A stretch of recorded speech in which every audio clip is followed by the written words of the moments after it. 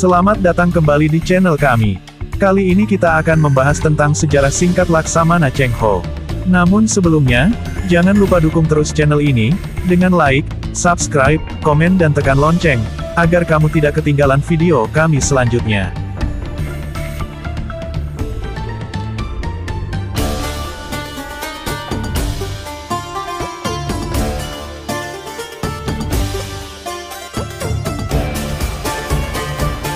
Tahukah kalian siapa Laksamana Cheng Ho?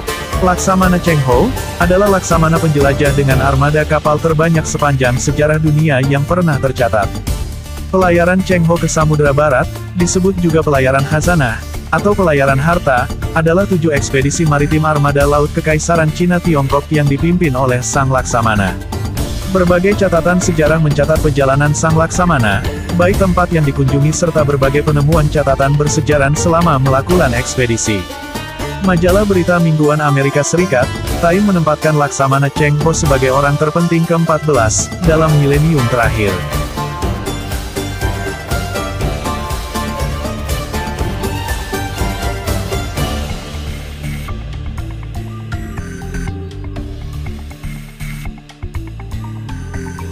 Perjalanan Cheng Ho menghasilkan peta navigasi Cheng Ho, yang mampu mengubah peta navigasi dunia sampai abad ke-15. Dalam buku peta tersebut, ada 24 peta navigasi mengenai arah pelayaran, jarak di lautan, dan berbagai pelabuhan. Dalam setiap ekspedisinya, Laksamana Cheng Ho menjalin silaturahmi, persahabatan dengan negara-negara lain, serta menunjukkan supremasi politik negerinya, berdagang, dan menyebarkan serta memperkenalkan agama Islam kepada daerah-daerah, dan penduduk yang dikunjunginya. Dengan membawa armada yang sangat besar, 27.000 anak buah yang dimuat dalam 317 kapal, dengan ukuran 138 meter dan lebar 56 meter, menjadikan kapal Laksamana Cheng Ho yang terbesar pada abad itu, bahkan 5 kali lebih besar daripada kapal Columbus, yang sampai saat ini, belum ada penjelajah yang mampu melebihinya.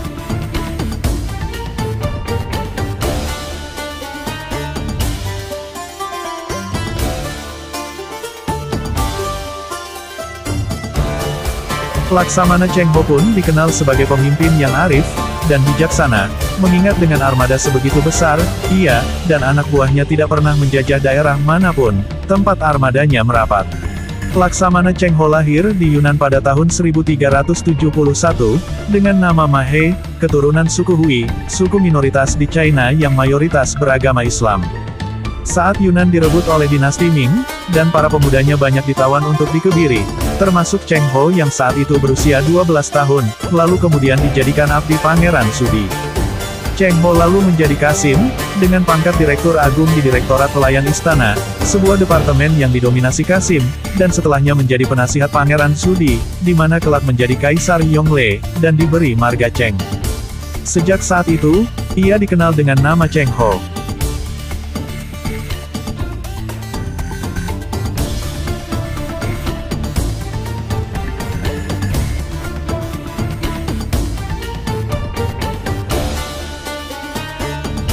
Ketika Kaisar mencanangkan program pengembalian kejayaan Tiongkok yang merosot, akibat kejatuhan dinasti Mongol pada tahun 1368, Cheng Ho pun menawarkan diri untuk melakukan ekspedisi ke berbagai negeri.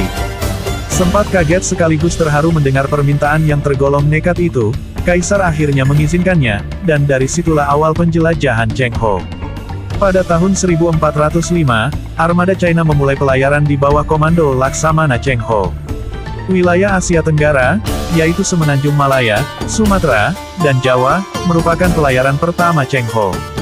Lalu, Cheng Ho menjalankan ekspedisi kedua antara tahun 1407 hingga 1409, dan ekspedisi ketiga pada tahun 1409 sampai tahun 1411. Laksamana Cheng Ho telah menjelajah sampai di daerah India, dan Sri Lanka di 3 ekspedisi yang dilakukannya. Pada tahun 1413 hingga tahun 1415, semakin jauh pelayaran Laksamana Cheng Ho, mencapai daerah Aden, Teluk Persia, dan Afrika Timur.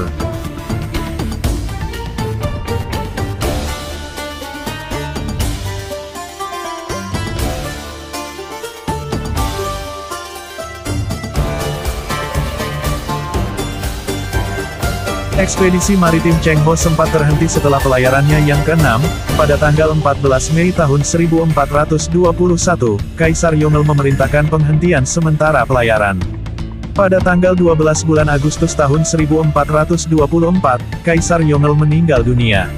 Kurang dari 7 tahun kemudian, tepatnya pada tanggal 19 bulan Januari tahun 1431, di pelayarannya yang terakhir, Laksamana Cheng Ho berhasil mencapai Laut Merah. Mereka berlabuh di Vietnam dan Malaka sebelum transit di Selat Malaka dan memasuki Samudra Hindia. Setelah kunjungan ke Ceylon dan Calicut di ujung selatan India, kapal-kapal mendapatkan angin monsun yang menguntungkan yang membawa mereka ke Hormuz. Terletak di pintu masuk ke Teluk Persia, Hormuz adalah titik kunci, tempat pertemuan jalan sutra laut dan darat. Setelah melakukan perjalanan ke kota-kota suci Islam, Makkah, dan Madinah, Cheng Ho berkelana lebih jauh ke timur. Ia mencapai pantai Afrika Timur, dan berlayar sejauh Zanzibar, titik terjauh ekspedisi. Dipenuhi dengan hadiah upeti dan pejabat asing, armada Cheng Ho mengakhiri misi sukses lainnya, dan berencana kembali ke Tiongkok, pada bulan September tahun 1433. Ketika kembali ke negerinya, Laksamana Cheng Ho biasanya membawa hadiah-hadiah dari daerah-daerah yang dikunjunginya untuk sang kaisar. Dan akhirnya, ekspedisi yang dilakukan Laksamana Cheng Ho, berhasil membuat nama China semakin dikenal di mata dunia.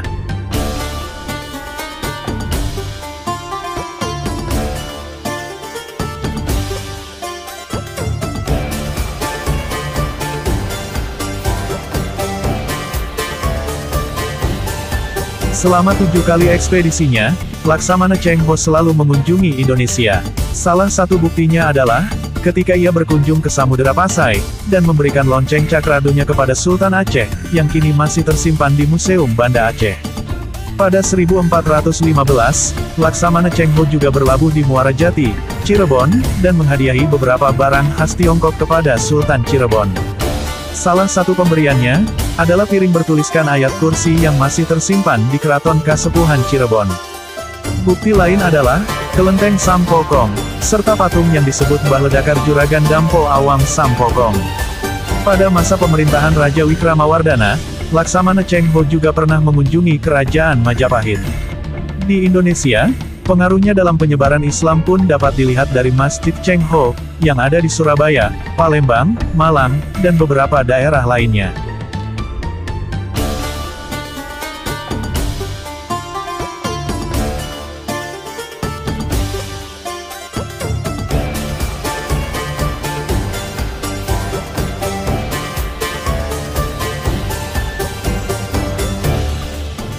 Laksamana Cheng Ho meninggal pada bulan April tahun 1433, di Kalkuta, India di usia 62 tahun.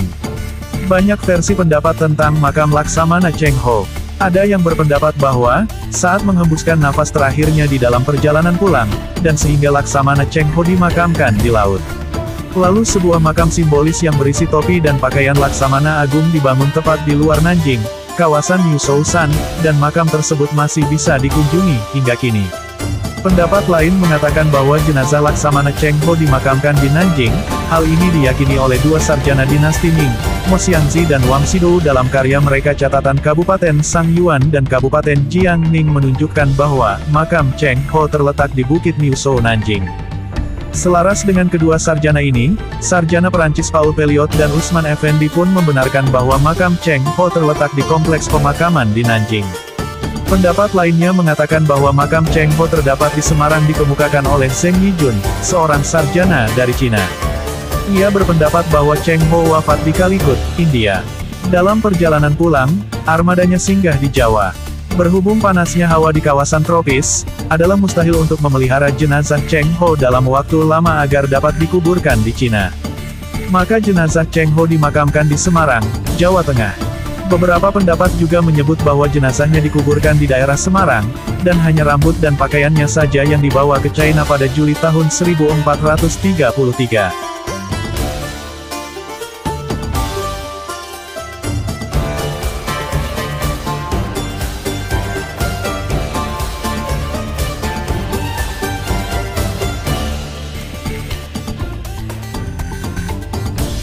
Demikianlah tadi ulasan tentang sejarah singkat seorang penjelajah samudera yakni Laksamana Cheng Ho. Semoga informasi ini bermanfaat. Terima kasih.